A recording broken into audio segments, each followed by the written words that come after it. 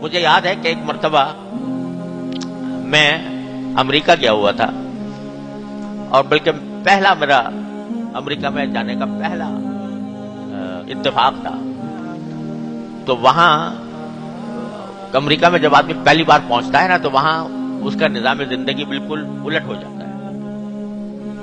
دن میں نیند آتی ہے اور رات کو نیند نہیں آتی، کیونکہ وہ جو دن ہمارے لحاظ سے جو دن ہوتا ہے وہاں رات ہوتی ہے، جو یہاں رات ہوتی ہے وہاں دن ہوتا ہے۔ تو ہم جب سب سے پہلے دن میں وہاں پہنچا تو دن کا وقت تھا، اور نیند کا شدید غلبہ۔ تو دوپہر کو کھانا کھانے کے بعد میں لیٹ گیا قیلولے کے لیے۔ اب وہ ہمارے حساب سے تو رات تھی، سوتا رہے میں بھی، اور میرے ایک دوست تھے، اللہ تعالیٰ ان کو سلامت رکھے، وہ بھی داڑھی والے تھے، اگرچہ وہ تھے ڈاکٹر لیکن داڑھی والے تھے۔ تو ہم دونوں سوتے رہے۔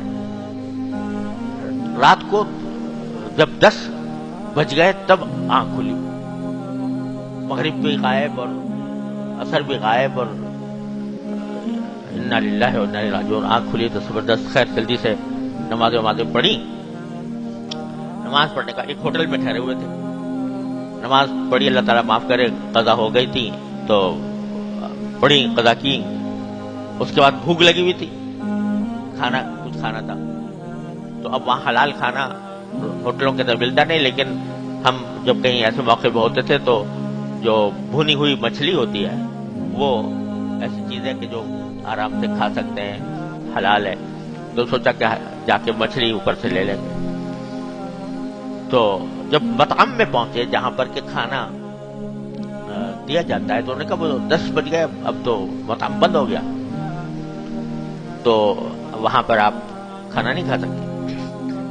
میں نے کہا بھائی ہم بھوکے ہیں، کوئی راستہ بتاؤ کہ کھانا مل جائے۔ تو انہوں نے کہا اسی ہوٹل کے بالکل چھت کے اوپر ایک ریسٹورینٹ ہے، تو وہاں آپ چلے جائیں، تو وہاں آپ کو مل جائے گا کھانا۔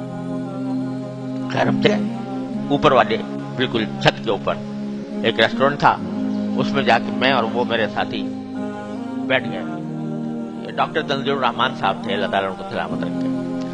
تو وہ اور میں جا کر بیٹھ گئے۔ اب وہاں جا کے عجیب منظر یہ نظر آیا کہ بالکل لائٹیں بند تھی، ہر میز کے اوپر ایک چراغ جل رہا تھا، چھوٹا مختصر معمولی سی روشنی تھی۔ خیر ہم نے کہا چلو، تو ہم نے وہاں جا کر کہا کہ کوئی مچھلی بنی ہوئی ہو تو ہمیں لا دو۔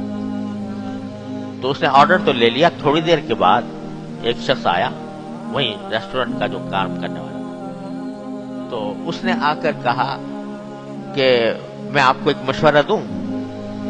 میں نے کہا فرمائیے۔ کہنے لگے کہ مشورہ یہ ہے کہ آپ یہ جگہ جہاں آپ بیٹھے ہیں یہ آپ کے لیے موزوں نہیں ہے،